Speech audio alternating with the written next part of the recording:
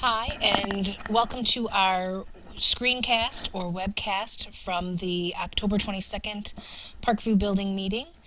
For those of you who were not in attendance, we focused in on the Parkview procedures for an offsite evacuation. So, if you were gone due to conferences, attending another building meeting, because I know our shared staff were split between the two different sites, this is going to walk you through what the process would be for a Parkview off-site evacuation if they were to ever occur.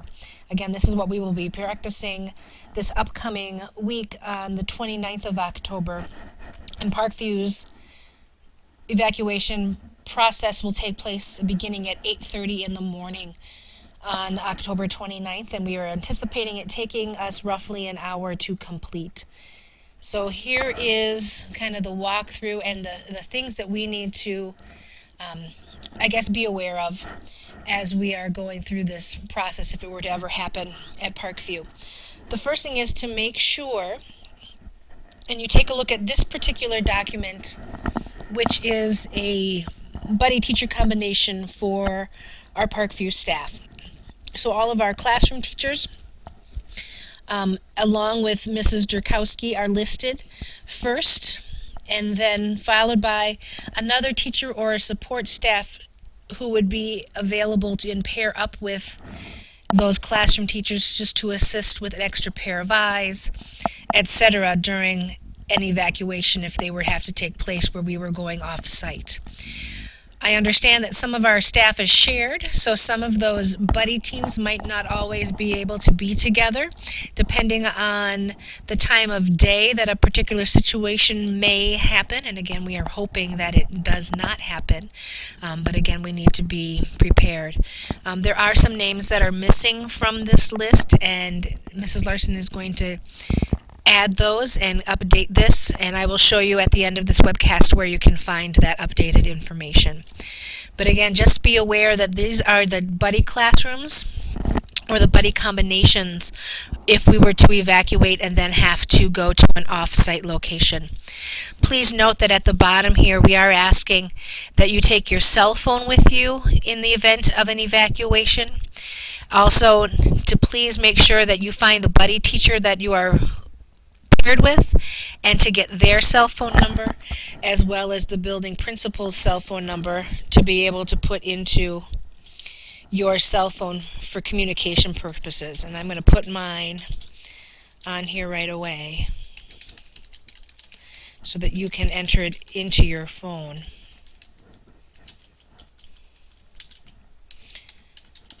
Okay, so that would be my cell phone number. So please have my cell phone number entered into your cell phones as well as the cell phone number for your buddy teacher.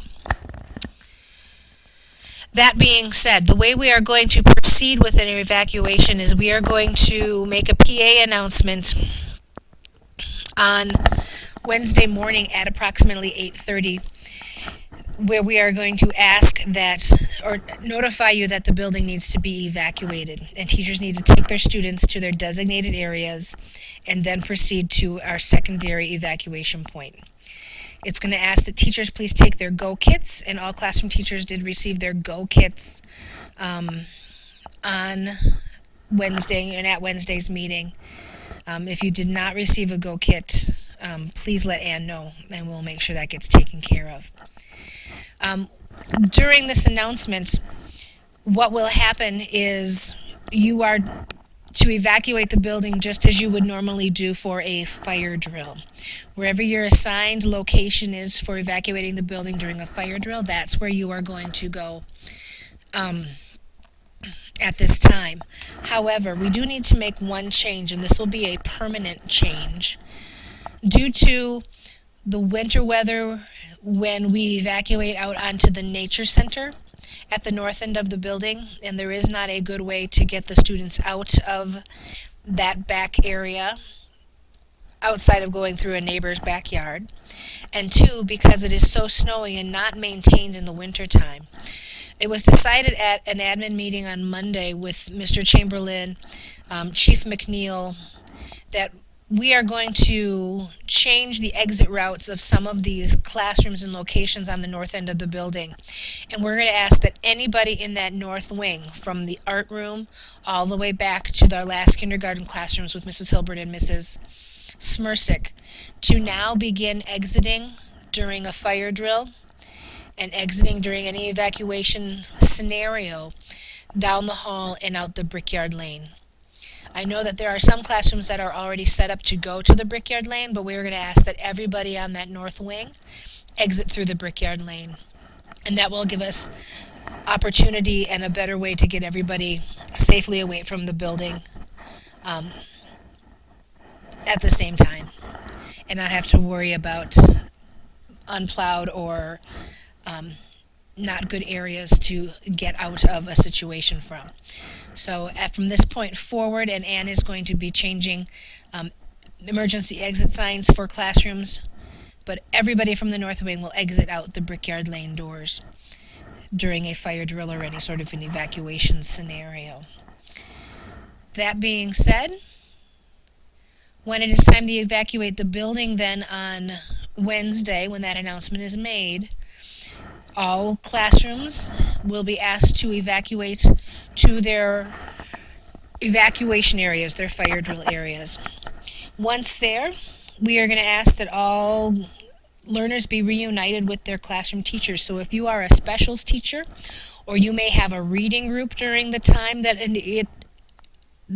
evacuation is called, please evacuate with that learner and then reunite that learner with their classroom and their class once we are outside. So anybody who is working with students, please make sure they are reunited with their classes once evacuated. Once the buildings are evacuated, Melissa and Ms. Stager will be working here with the kindergarten and Phi Ed Music Special Ed wing. Mrs. Larson, Ann will be here with the first grade, and I will be here with the second grade. We will all three have radios. When we have radioed with one another, that everybody is accounted for, we are then going to make a request, and I will make the request over the PA or over the radios for all locations to now relocate to our second evacuation site, which is going to be the tennis courts on the south end of our property. So at that point, once attendance has been taken and students are accounted for in those three areas, we are going to ask that second grade follow the painted sidewalk along the pond and group again once they get to the tennis courts. To first grade and the reading areas, library areas, speech to do the same thing. And then finally for our kindergarten and our north wing to continue through the parking lot in a safe manner. It could be you go all the way to the end of our parking lot area where there's that exit path, exit road, and come back up that way, but to safely walk the students through the parking lot and get them to the tennis courts. Once all of the grade levels are at the tennis courts, then we're going to ask that attendance be taken again. And once a class has had attendance taken and learners are accounted for, at that point they can load the buses. We're going to have 3 school buses waiting for us parked along Rudabush. What I would like to do is have that first school bus be the bus that second grade loads on. First grade, please load on the middle bus, and kindergarten will load onto that third bus. We're still determining if we are going to need a special ed bus to be there as well to help transport learners. But once your class has taken attendance and your students are accounted for, please put them onto a school bus. We are going to ask that everybody get on the school bus. So classroom teachers, their buddies that are with them, will all be riding the school bus. Right now, the only people who will not be on the school bus will be Mrs. Larson and Ms. Stager. As soon as their classes have been given the communication to head to the second evacuation site or to head to the tennis courts, they are going to be heading over to the park pavilion to get the building unlocked and prepared for us and for our arrival. They will still have radios that we can communicate with, but they will leave at that point and drive over to the pavilion and get the site ready for us when we get there. Once the buses are loaded, we are going to make our way to the pavilion. Um, the way the park pavilion is set up, it is 2 levels. We are going to be using the upper level for our student holding area. The buses will be coming in and parking along the east side of the pavilion. There's a set of double glass doors, and these will be the doors that the students are going to exit the bus from and then find their way into the upper level where they will be seated. We've got everybody organized by grade, so there's rows of grades, and then each grade level classroom has a section where they are to be locating themselves. So each of these are identified by the grade level and then the teacher's initials so that you can kind of read where you are to be going. Again, we're asking all buddies to stay with their classrooms today. So if you are a buddy and you are able to be with your classroom in the morning, please stay with them during and throughout this process. Once we have all 3 buses unloaded and learners are in their places and attendance has been taken again, and we can verify that everybody is in the place and where they need to be, at that point, the buses are not going to leave. Once we have verified that we've got everybody there and we are in our spots, then at that point we will reload the buses and then make our way back to Parkview. Again, our intention for this particular event on the 29th is simply to practice evacuating and moving the entire student body from point A to point B. In case and in the need of having to do that in a real situation, we need to be able to get to everybody to safety quickly. I think, just looking at the map again, we do not have to worry about reunification. If this was a reunification situation and we were bringing the families to pick up learners from the park pavilion, then many of our buddy partners would have another role to play, and you will notice that there is another map here that is part of where the reunification would take place at the park pavilion as well. You will be able to find all of this information.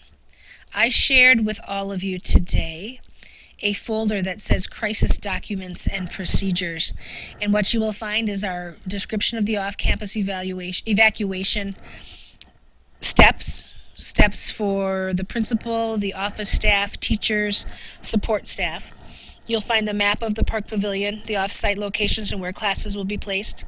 You'll find a list of the buddies, as well as you'll find a map of the where the bus pickup will be taking place and where those exits are going to be. Do not hesitate to ask any questions that you might have, things that are unclear about this process. We want to make sure everybody's feeling good about it before we start next Wednesday. Just so that you know as well, part of this process is also going to be including not only the transportation system, but the Mayville Police Department. And Chief McNeil is going to have officers with us here at the building as we are evacuating. And then there will be officers also placed at the pavilion to allow us and help us get the students off the buses and in their correct spots, and that we are safe once we are at the pavilion. So we will have presence and the opportunity to have the officers helping us as well. I think that at this point, that is all I have. So again, if you have any questions in regards to your responsibilities for next Wednesday, please do not hesitate to contact me, and we will be sending communications out to all of the school district families on the morning of the 29th, notifying them that we are running these drills today, just so that they are aware that what's going to be taking place, and when their kids come home and start talking about it, they can ask questions and they'll be informed as well. So I'm signing off. Again, if you have any questions, please let Anne or myself know, and we will help to answer them as best we can. Thanks.